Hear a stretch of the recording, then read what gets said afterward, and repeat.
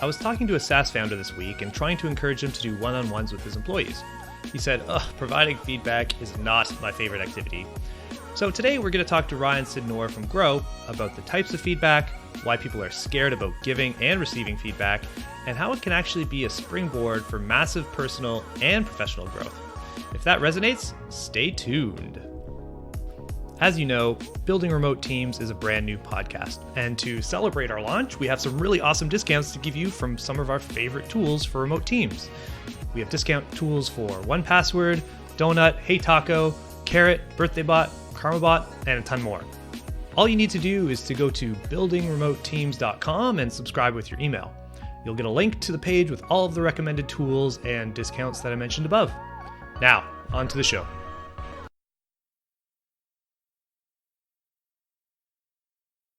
Hey everyone, welcome back to the podcast. I'm here with Ryan from Grow. Hi Ryan. Hey, how are you? I'm pretty good. I'm better now that you're here. Ryan, where in the world are you right now? And what's the space in that you're sitting or standing in? Ooh, interesting question. So I'm on Roosevelt Island, which is in New York City. I'm on Cornell Tech's campus in my apartment, sitting in my chair at my desk. Oh, okay. You're on campus. Are you a student? Is it? Yeah, so actually my last day of classes was a couple of days ago. I'm an MBA student, or no longer an MBA student, just graduated. Congratulations. Thank you. Okay, cool. So when you look around your space, what do you see? Is there a window? Yeah, there's a window. It's actually a really nice view down the river. I have a little Raspberry Pi that I set up a live stream of my view to Twitch. My aunt got me an air plant recently. I have a bunch of badges from conferences that I went to, but mostly pretty minimalist. So not all that much stuff or clutter around. Awesome. So I originally saw Grow when I was just looking through Slack apps. Before the show, I was telling you, like, I'm a big tools guy. I love to try out new tools to kind of automate my life or be able to do cool things. So I saw Grow and I reached out and I've tried it with some of my team members and it seems pretty cool. So can you tell me, before we talk about what the app actually is, can you tell me about what the history or the seed of where Grow came from?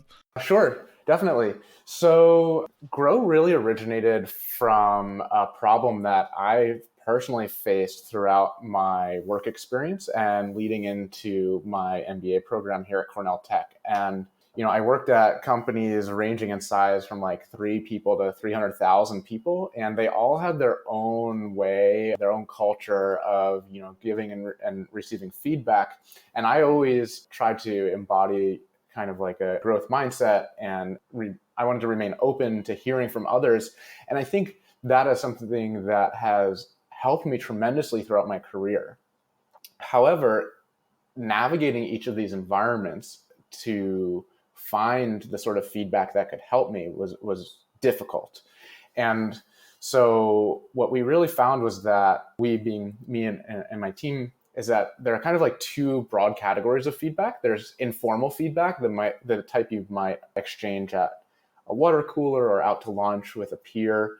And it tends to be really honest because you have this kind of like foundation of trust, but it's irregular. There's no schedule for it. It's fragmented. So it might be IM or email, and it's unstructured. And so it makes it really difficult for you as the receiver to kind of synthesize, what are all the data points coming in at me? How do I understand this both now and over time?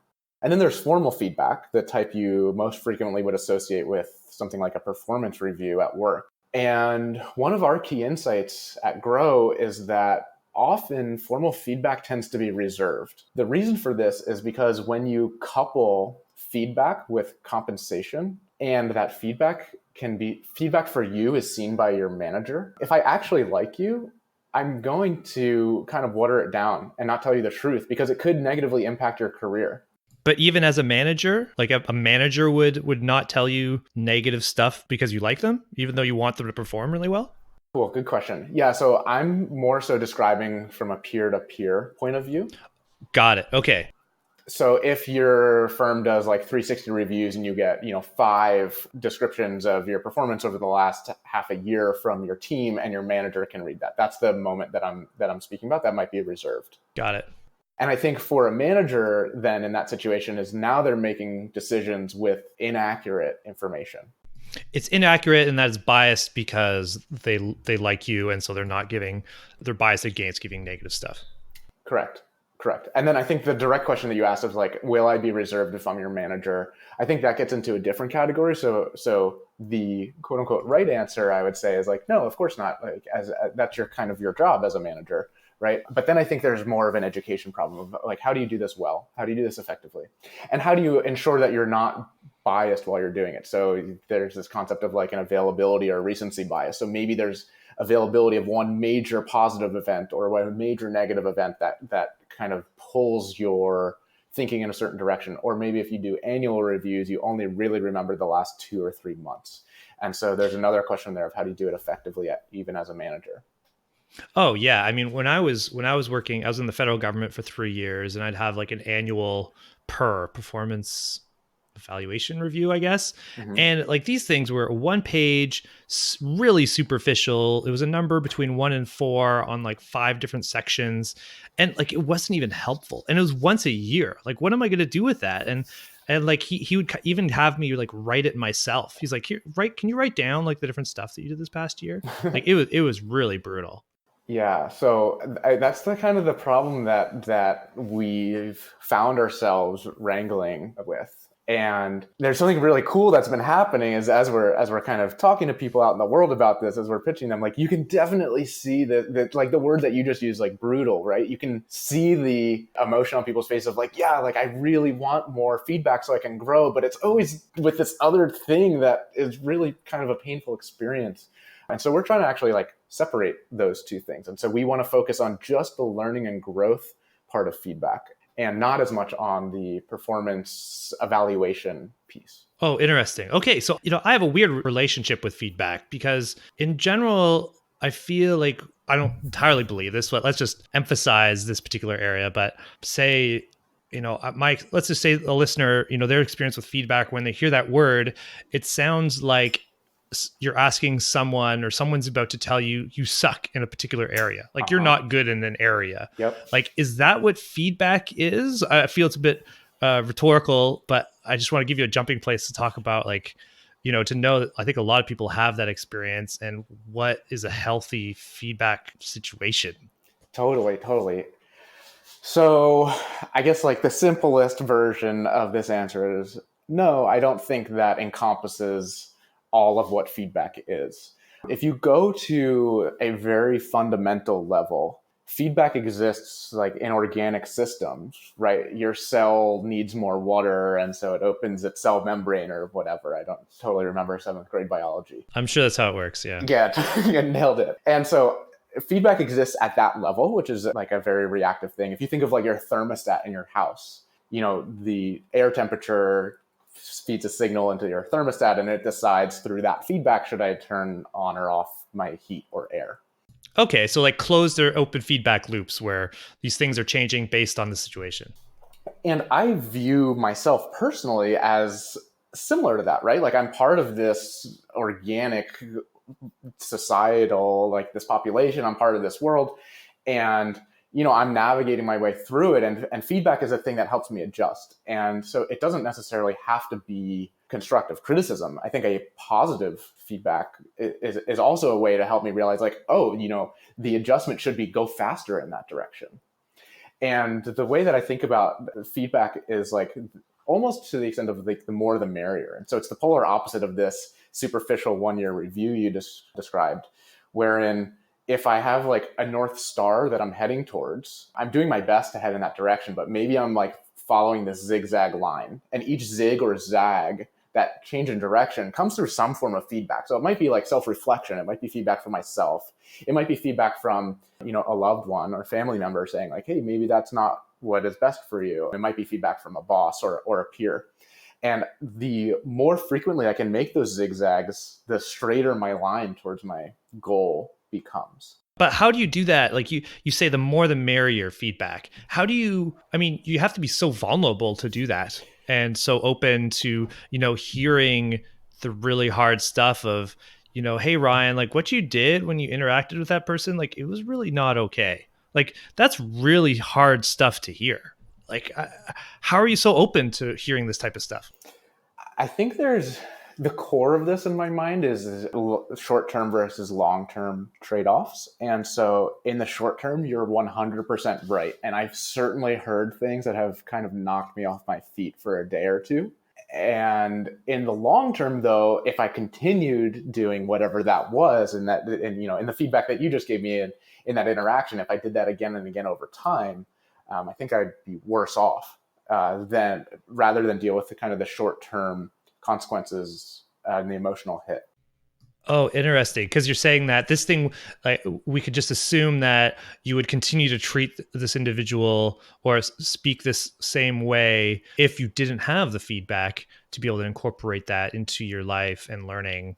And so you could have just caused more damage through, over the longer term. Yeah. Is that what Yeah. you're saying? Yeah. That's exactly right. Okay. I guess that makes sense. It's just, I think it's a mindset shift where if we want more feedback, we have to now realize that there might be some real short-term pain that happens. I mean, in the extreme case, right? There's probably not all feedback is going to be that, as harsh as that, presumably, right? That's like, totally right. I think there's another interesting element here. So that feedback is a two-way street. There's a giver and there's a receiver. And it's interesting that we actually started by talking about the receiver in this case, right? So the receiver has to be open-minded and vulnerable. But there's another thing too, where it's like, we just met for this podcast. So are you really going to tell me something that is extremely negative when we don't have that much trust together? Like, oh, sure. Probably not. And so there's another interesting element here where we've realized as a team that kind of these like small, mild positive or mild negative pieces of feedback help people actually build trust so that they're able to have these deeper relationships with one another, where they're able to say, maybe more constructive things that might have this kind of like short-term emotional hit, but you both know it's coming from this like place of trust that you're really trying to help one another. You're saying that if I'm giving someone some feedback to help them, and it could be a negative thing, we're talking mostly about, I guess, a lot of the examples we've used is negative feedback. This actually helps develop our trust relationship. So So yes, but not exactly. So one of the things that we've realized as a team is that kind of like smaller and more continuous feedback interactions help build trust. And so it's not necessarily just negative here. In fact, it's normally small positives. So like, hey, good job. Hey, keep it up. When you ran the meeting with a really tight agenda and we finished on time, that was new and different and great. That sort of small win, that small positive helps build a relationship, which opens the door for kind of like more meaningful or more constructive feedback in the future. Got it. Okay. The subtext for, this podcast, Building Remote Teams, is, building incredible teams with less drama. I've experienced some teams where there's all kinds of people, like, where there's all this like gossip happening behind the scenes, people frustrated with each other, and then all of a sudden it just kind of blows up. So, how does feedback help reduce kind of the drama, as a very general term, in teams? Like, how does feedback build, if everyone's giving each other positive and negative feedback, how does that help reduce drama on a team? Yeah, great question. Okay, I guess the one caveat here is I think that as social creatures, there's almost always inevitably going to be some level of drama. I don't think you can eradicate it completely, but I do think that being kind of like direct with people about your thoughts can heavily alleviate this. And so I guess, I don't know, let's come up with an example, drama, maybe somebody's talking about somebody else behind their back. Yeah, let's say someone's very arrogant about their approach, or they're very opinionated about a particular direction they should take they think the product should go. And, these two other people are really not thinking that's a good idea, but they don't want to tell the person because they're very aggressive and arrogant. So the other two people are kind of, talking behind their back about it. So. Yeah. And so like the death spiral here is the arrogant person becomes more arrogant of like these two people aren't listening to me. And these two people become more isolated because they're like, oh, this the arrogant person is just so arrogant, and it starts a death spiral, and that kind of like breaks down. And that's the explosion that you're talking about. At some point, that's going to blow up. And I think the other possible world is that these two people who are gossiping, one of them has this whatever epiphany. And this is, I'm pulling this concept from, there's a really great group called the Conscious Leadership Group. They have a book, The 15 Commitments of Conscious Leadership. And one of the commitments is, paraphrasing here, but I'm going to end gossip. And so I think something that you could do in that situation as one of the two people, especially if you're on the receiving end. So that guy is being super arrogant. And if you're receiving that message, it's really simple to say, well, have you talked to them about it? And coach them through, hey, here's, how it's affecting us. I see it's making you upset. Let's go like sit down and talk to them about it and work this out. I like that. It's a very interesting, like, I'm vowing to end gossip. It's a cool approach. I definitely and this is I guess another caveat I have in that sort of thing is it's always talking about your ideal self, right? I'm guilty of gossiping sometimes. I wish I weren't, but I am. And when I catch myself doing it, I'm like, oh, you should, like, this is you're in a bad place. Like you have to move away from this and figure out how to get out of this situation. And that probably means in the moment being like, oh my gosh, I'm sorry. I just realized I was gossiping. Let's not do this. And let's like solve it in a way that works for everybody. That makes sense. So let's just say I'm sitting on a team, whether in person or remotely, doesn't matter. And I'm listening to you and I'm like, okay, I think getting feedback would be valuable. And so I want feedback. And maybe I should be giving feedback to others. Like, how can I just get started as an employee doing that? Or do I have to be like an executive in the company that kind of mandates we give feedback to each other? Like, how could we get started doing that apart from adding the Grow Slack app, which is probably is probably not the exact solution. I don't know. Maybe it's definitely not. I wish I could tell you that, yeah, you press this button and your company culture changes, but that's not the truth. I mean, I think there's like a heavy amount of education involved, and the core of the question you're asking me is a mindset shift to go from a world where maybe you're not getting as much feedback to one where you are. Grow can definitely help with it, but I do think it requires a mindset shift first. So one of the core things that we've found, so in the same vein that, the more frequently you engage in these like small pieces of feedback, the deeper a relationship is that you'll build with somebody. The more you request feedback, the more feedback you get. Now, that doesn't sound super surprising, but if you dig into it, one of the key barriers that often prevents people from giving feedback is like, I don't know if this person will be open to hearing it. And by requesting feedback, you show that you're open. And so does this have to come from an executive or can it come from an employee? I think it can come from anybody. I think you can make the request, hey, like, I'm really looking to improve and I'd appreciate your feedback. And the more specific you can make that, the better. So like in the meeting, when I did this thing, what did you think? In a best case scenario, I do think it does start at the top. In many ways, executives tend to be role models and they model the behavior that other people in the organization, consciously or not, end up following. And so if they're the ones requesting, I do think that sets a bar for what's expected. So it doesn't have to be a company-wide policy that we're giving feedback to each other and I want feedback, everyone wants feedback. It could just happen where one individual, whether an executive or just an employee, says, hey, could you give me some feedback on this specific thing? And that could potentially snowball. Is that kind of what you're saying? Yeah, I think that's exactly what I'm saying. What's the quote here? Like, be the change you want to see in the world, or beautiful. Yes. Right. I think that's exactly what I'm saying. I think that can snowball. I do have like a really small story or example about this. I love stories. Tell us your story, Ryan. Cool. So I was working at a company called Teachers Pay Teachers. It's a marketplace for educational resources. And I was on a team called Resource Experience, and we were a growth stage startup. And so the company, I was there for 2 years, and I think they doubled their headcount each year. And there's an interesting dynamic if you haven't been in a growth stage startup before, where like there's so much to do and there's not enough people and not enough time. And because we were a relatively early stage company, some of our kind of like company-wide processes were not mature yet. in particular, we did not have a mature feedback process. So we didn't have like year-end performance feedback reviews. I think that like there were performance reviews, but they were much more informal. I feel like for most startups, this is not the top of most companies' priority.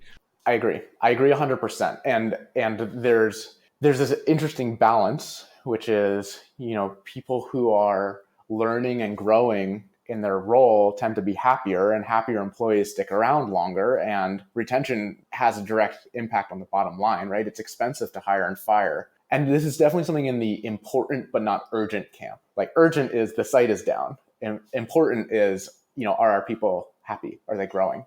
And I don't think it's a major, I think like we talked about earlier, it's a mindset shift. It's, a 5-minute conversation here and there that can really make or break this for a team.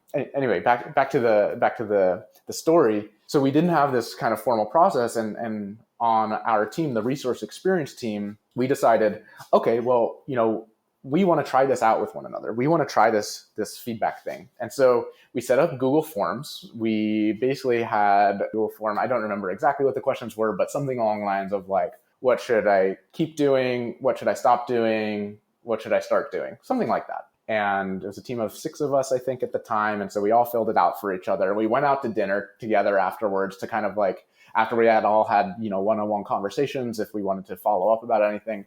And it was one of the better bonding experiences that I had while working there. And it was because we had just had this moment where we were all vulnerable with one another. We all shared kind of where we were at. And it kind of like increased the trust of the baseline level of trust on the team pretty substantially after that dinner. So that was like, we just decided as a team, okay, we're going to do this. And then we did. That's pretty amazing. How did that actually happen? All 6 people just got together. They were having lunch. They're like, oh, I just had this brainwave 2 minutes ago, and then so did I. I want to get feedback. Wow, I was thinking I want to get feedback too. Let's all get feedback. I just had this like this moment where everyone's just having like this epiphany together. How did that actually start? Where someone kind of suggested this idea, presumably. Okay, so cat's out of the bag. I think it was my suggestion. Okay, I see. And I think that it likely came out during a retrospective. So we did all these agile processes as a team. So we had a Kanban board and sprint planning sessions and story points and all of that. And I think during a retrospective one week, we all kind of felt like, I don't know really like what's going on with everybody. Like, I don't know what you're really up to. I'm not 100% sure. Are we on the same page? And it was somewhere around the time of the end of the year. And I think it was just like, hey, maybe we should try this. And then it was similar to what you mentioned. It was like, oh yeah, actually that would be pretty reasonable. Let's try that out. Got it. Okay, cool. So it was one person that kind of thought this thing, and other people kind of jumped on the bandwagon where they thought it'd be useful for them too. Okay, that makes sense. I could see that happening. And so that could be something that, anyone in a company could kind of suggest and be like, yo, hey, I want more of this feedback stuff. How do you feel about that? And hopefully maybe there will be some sort of group of people that want to do this thing. Yeah. I think there's something interesting that it was sparked at a retrospective, because that's a moment where the entire team is being vulnerable with one another. It's definitely a safe space. And so suggestions like that, where you have to then be vulnerable again in the future, maybe were more effective in that situation versus lunch. I don't know, but just a thought that I had. Wow, that's beautiful. I can imagine everyone feeling pretty good at that dinner, just kind of hanging out. For me, my personality, it's all about doing things together with people, and so I could probably be very emotional in a moment like that. Yeah, that's really great. So you've got this whole philosophy about giving feedback. Tell us how Grow works and how people. Tell us how Grow works and maybe some stories of what you heard of how people have been using it. Sure, yeah. So Grow is the platform for personal growth, and we're trying to meet people where they're already communicating. So you don't have to context switch out of your flow of work. And so we're calling this Grow in the Flow. So we're right now on the Slack App Store, but we do plan to expand in the future to other communication channels like Microsoft Teams. And really the core of the app, which we've been talking about this entire time, is feedback. And so it allows you to give and request structured feedback.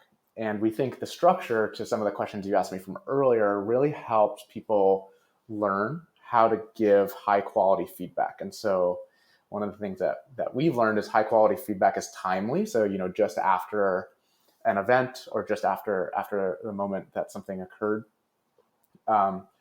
it is honest, right? So the data is secure between the giver and receiver on Grow so that your manager can't see what's going on. It's specific.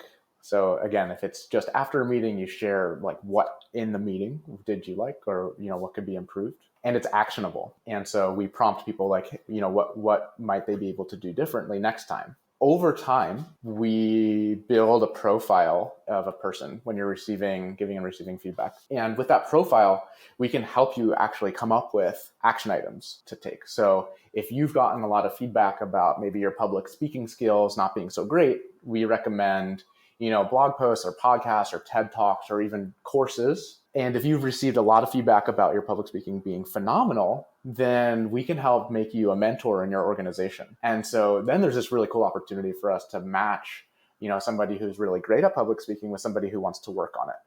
And so, yeah, I mean, cool, right? It's just definitely, it's not what I initially would have thought as some interesting data or learnings that you can get from feedback, is actually see what people are really good at in the company, and match them with people who are really wanting to grow or need to grow in that particular space. That's really not obvious, but I could see that being really powerful. Yeah, so the whole entire platform is built around this concept of personal growth. And again, it's this core thing where a lot of people hear feedback and they think performance reviews. And when we hear feedback, we think learning and growth. And so it's this split that we want to make. And so can we provide educational resources? Can we provide people to help you? Can we provide coaches or mentors to help you continue your growth journey and to kind of like skill up? And that's really what we're excited about. Yeah, that's amazing. Do you have any cool stories or testimonials of how Grow has helped people and companies? I definitely have. This is like a more of like a founder emotional moment, but how much context should I give here? as much as you're comfortable with. So in college, I was a computer science. In undergrad, I was computer science and interactive multimedia. I made a video game, and my goal for making the game was for one person to have fun. Not particularly ambitious, but it was my first game ever, and I presented it at a showcase, and like a couple of people played through the game, and I was like flabbergasted. I was blown away. I was like, I couldn't have imagined anything better than this. And I had a similar moment with Grow, actually, and so.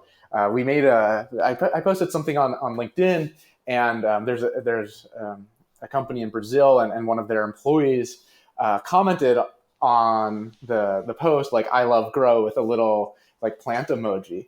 And I cried. I was so happy. I was like, I can't believe it. Like, this thing like Grow is helping these people, and they love it. Like, okay, this is amazing. Wow. So that was a really, really powerful moment where I was like, okay, there's something here. It's like this healthy mix of like intrinsic motivation, like I believe it because I've faced this problem before, but then also extrinsic, right? Like people validating, like, yeah, I feel this too, and this is helpful. So I think that's probably like the highest high I've had on Grow so far. Like it's really interesting too, because from like a data perspective, we have over 200 teams, and they're in like 36 countries, and there's just one person who said this that was just so incredibly impactful for me. Wow. Did you find out more, like how they're using it, or how it's actually made an impact within their company or another company? Yeah, I understand what, your beautiful experience of feeling like you make an impact by that note, which is beautiful. But have you heard stories about how it's actually impacting within people's companies? Yeah. So yeah, like I said, that was more of the founder lens, and wasn't totally the question you asked me, but it was the first thing. But that's fine. It's still a nice story. I like it. Yeah. You said you like stories, so I love stories.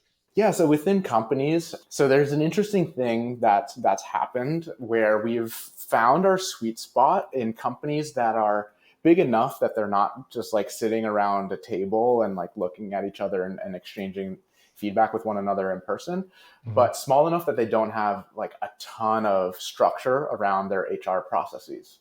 Sure. And So this could be like between 10 to 50 people or something.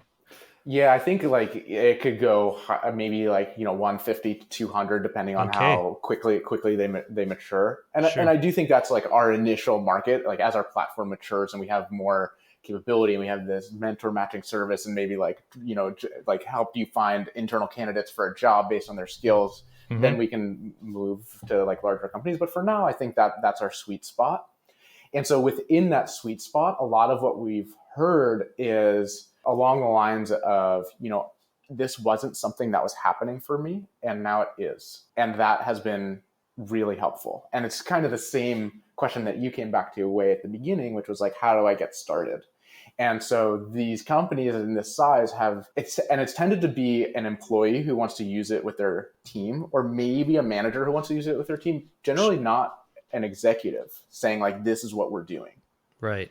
And so it has been this kind of like bottoms up growth where somebody uses it with one of their peers, they use it with somebody else, and it's been growing organically within companies. And it's taking it's like almost a 0 to 1. It's like, here's a behavior that wasn't really happening so much, and now it is.